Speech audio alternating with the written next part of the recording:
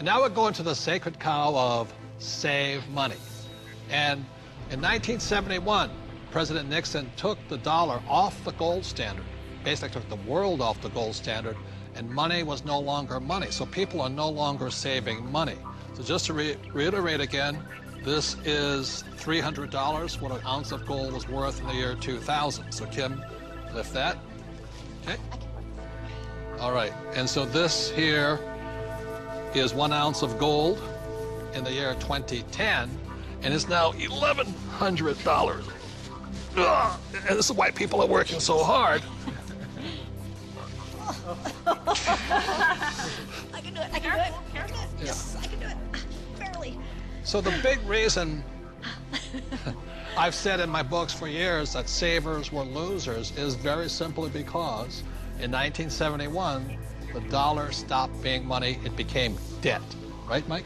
Yeah, the rules all changed in '71. Before then, somebody, when they became working age, they could expect to put away 10% a year, and by the time they got into their 60s, they could retire on their savings account and expect to live off that interest. And in '71, everything changed, and they started creating currency on a massive scale. Worldwide. Ever since then, worldwide.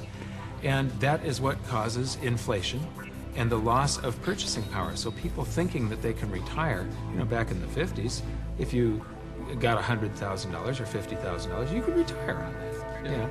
So for my mom and dad, you know, the World War II generation, the industrial age generation, it was very smart to save money. For our generation, the baby boom generation and on, saving money could be the most stupid thing you can do because the system is stealing your wealth through the very thing you work for, called money, which is not money anymore.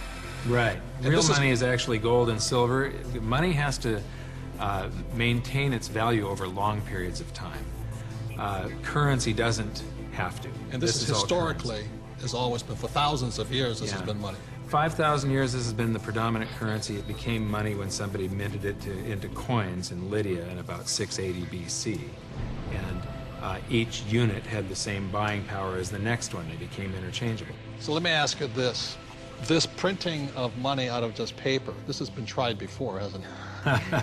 Many, many, many times, and there's always one result. You get far, far higher prices of everything, but especially real money. When they start creating a whole lot of currency, eventually, gold and silver lie in wait.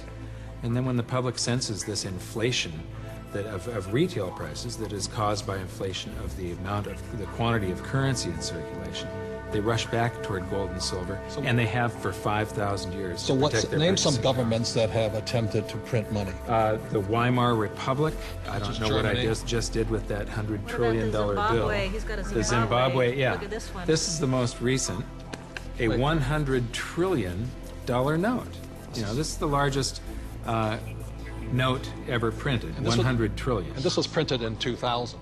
Yeah, but when Zimbabwe was created as a country, when it went from Rhodesia to Zimbabwe, they were, the Zimbabwean dollar was on parity with the US dollar. One US dollar was the same as a Zimbabwe dollar. This doesn't buy anything today. It doesn't buy a cup of coffee. Doesn't even buy a cup of coffee? No. In fact, they have ruined it by putting ink on it. You can't write it. You can't write a list, so it would have been more valuable at this point if it was blank. Right. See, the Greeks did the same thing when they started clipping coins. They just take the silver off of it. The Romans tried it, the English tried it, the Germans tried it, the Chinese tried it, and now the US is trying it. Yep. And so that's why saving money is probably the biggest mistake you could make right now, because today money is no longer money. It's now debt. I can vouch for that because my leg is now numb. So all currencies throughout the world are in trouble, the same way this Zimbabwe dollar is in trouble. And that's the problem with saving money. After 1971, it was no longer money. More than 70% of all the currency on the planet is US dollars. If the US dollar goes, the world goes with it. I'm preparing by getting fully diversified. I buy both gold and silver.